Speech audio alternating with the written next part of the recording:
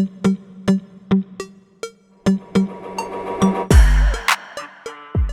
this is Diana. This is my Trailblazers of the Universe YouTube channel. On my channel, I'm helping you fearlessly and unapologetically live your best, most authentic life. I'm helping you break through your barriers and transcend any limitations that you may have.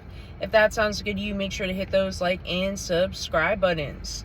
So today's inspirational message is your intuition will lead you to the path of your soul's optimal growth.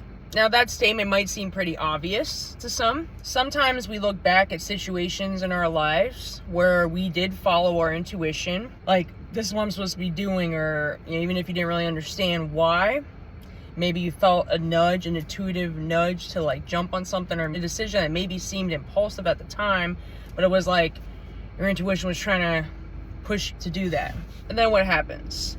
Some time goes by. It could be years, days, weeks, whatever. And then you look back and you're like, man, I thought I was following my intuition. That led me to an absolute disaster. Or I really thought that was going to work out and it just fell apart. Or something crazy happened and you're like, why did I choose that? Like, I really thought I was trusting my intuition at the time. And sometimes we don't know whether it's our intuition or our monkey mind. Just know that maybe that decision you made a while ago, even if it didn't work out or ended up in a disaster or some kind of chaotic situation, there's divine order and chaos. It led you to the path of your soul's growth. It isn't always what we want or ideal reality or version of us or situation.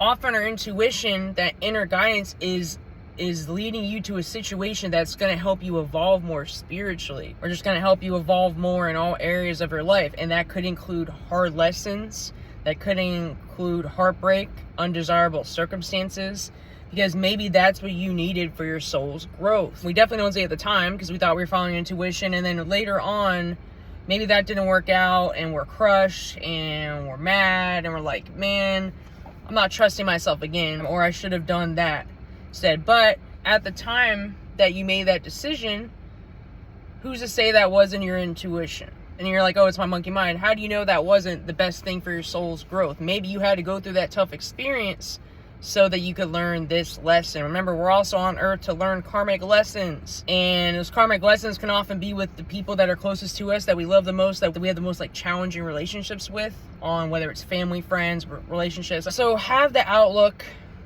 of the higher perspective. If you're in a situation where, see, my intuition led me the wrong way, or my higher self wouldn't have led me there, but your higher self is going to lead you, or your spirit guides are going to lead you to the path of your highest growth. And rough paths lead to beautiful destinations. And sometimes you don't get that lesson until even years after something fell apart, or you see it later on at a later date, even later when you look back in retrospect, like, oh, this had to happen to this is connected to this, and this is leading to this. It's all interwoven, like really connected on a deep level. It's very intricate. So don't beat yourself up if you feel like you made quote unquote bad decision, because it's only a bad decision if you didn't learn something. So if you extract the lesson, and not just extract the lesson, are you going to apply it when you're faced with that same situation again? Because I guarantee you, if you did not learn that lesson, it's going to show up in another person, in another situation, with similar feelings, similar triggers, what I call new levels, new devils. Like when you're at that new level, everything's going to be turned up, like the triggers, and maybe the negative emotions, and it's going to be up to you to pass that test, right? And I also made a video recently, check it out, on you get tested the most right before you shift. Don't not trust your intuition because you think it led you to make a bad decision. So don't beat yourself up if you made a decision that didn't turn out the way you wanted it to, or just ended abruptly, or just like turned out really crazy. I've been in a lot of situations like that, and as long as you continue to learn the lessons that it's showing you and seeing what you need to see, it's showing you patterns in your life that you've been maybe going down for a while and that need to be resolved, right? Keep learning, evolving, and being the observer. What really helps you learn these lessons is by, shout out to Solomon King, who always tells me to remove the emotion from things. Sometimes as an empath, we can get so caught up in the emotion of things that we're not seeing the bigger picture.